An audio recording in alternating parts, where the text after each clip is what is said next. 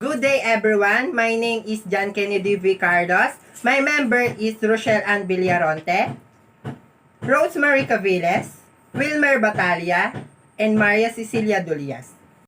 Our topic for today is all about when technology and humanity cross. Lesson objective. At the end of this lesson, the student should be able to know the different technological advancements in society, discuss the development of science and technology in the Philippines, discuss the effect of the interplay between technology and humanity through the dilemmas they face. Introduction. The ever-growing society has made people see technology as some form of necessity, tracing back its origin. The word technology came from the Greek words techne and logos, which means art and word respectively. The rules played by technology this day are very crucial not only to few but also to everyone. It is with a great effort that people were able to achieve such great invention. In general, technology keeps on processing due to not only the changing time and environment, but also the ever-processing mind of mankind. It would not be possible for all these technological advancement to exist if it not for brilliance, creativeness, and power of the mind. In this lesson, several technological devices will be properly introduced to roles of the play in society and their effect particularly to the lives of the people will be identified of the problem of pace will be also examined thoroughly. Television sets, mobile phones, computers, and humanity. A number of technological devices can be easily found inside the home, the most accessible place to anyone. Having said that, it can be easily inferred that these technological devices across all the age group. Almost all the household, if not all, own these type of devices. To be more specific, these celebrities in the field of technology are television set, mobile phones, and computers. People all over the world use these technologies every day to accomplish different purposes. First, according to Kantar Media, one of the most trusted television audience measurements providers in the Philippines, 92% of urban homes and 70% rural homes own at least one television set. In fact, Filipinos are believed to have this big fascination for television during free time or any time of the day when they have nothing important to do. Second, Filipino love to use their mobile phones anywhere, anytime. They use it for different purposes other than for communication. More than half of Filipino population own at least one mobile phones regardless of type. Lastly, computer and laptop have also become part of many Filipino households. There are some Filipino families who own more than one computer or laptops, while some own at least computer or laptops.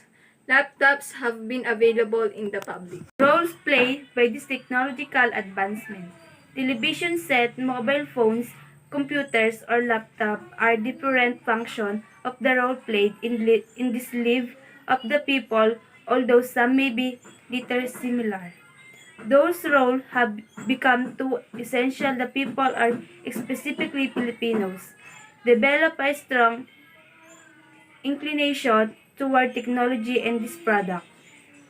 For the instant television is mainly used to the platforms for advertisement and information dissemination. Mobile phone, on the other hand, also have their own roles in the life of the people.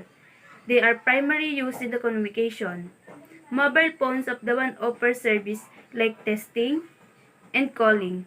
Personal laptop have used to set function and roles. They offer their own unique features that make them attractive. For example, personal computers and laptops can be used to surf the internet and communicate, and so on more. Ethical dilemma faced by these technological advancements. First, most parents would argue that these devices make their children lazy and unhealthy. This is because the fact of people who are fixated on these technological advancements start and end their day by using such devices. They have the tendency to sit and chill all day long without doing anything productive in their homes, thus making them unhealthy because they do not just skip meals sometimes but also lack of exercise or any bodily movements. Another dilemma faced by these technological devices is the moral dilemma. People, especially the children who are not capable yet of rationally deciding for themselves what is wrong or what is right, are freely exposed to different things on television, mobile phones, laptops, or computers. Because of the availability and easy access to the internet, it is really concerning to know that there are people who develop different kinds of sickness because of too much use of technological devices. Robotics and humanity. Another great product of the innovative minds of the people is the robot. Robots are now widely used. For example, there are the so-called service robot. These particular robots do specific tasks but focus mainly in assisting their masters in their everyday tasks. Roles played by robotics. Robots play different roles not only in the lives of the people but also in the society as a whole. They are primarily used to ease the workload of mankind. They were invented to make life more efficient and less stressful. On one hand, they perform complicated activity which human beings are incapable of doing. These are also robots which are made for pleasure. To be more specific, this type of robots perform activities to entertain people. Just take people living in the society. Robots also have their own set of rules and characteristics that define what a good robot is. This law of formulated by Isaac Asimov back in the 1940s. When he was thinking of the ethical consequences of robots, these are all the following. Law 1. A robot may not inquire a human being or through inaction allow a human being to come to harm. Law 2. A robot must obey the orders given it by human being except where such order would conflict with the first law. Law 3. A robot must protect its own existence as long as such protections does not conflict with the first or second law. Ethical dilemmas faced by robotics. Just like any other technological advancement, robotics also face different problems and dilemmas. One of the dilemmas faced by robotics is safety. Who should be held accountable if someone's safety is accomplished by who robots? Who should be blamed? The robot, the agent using the robot.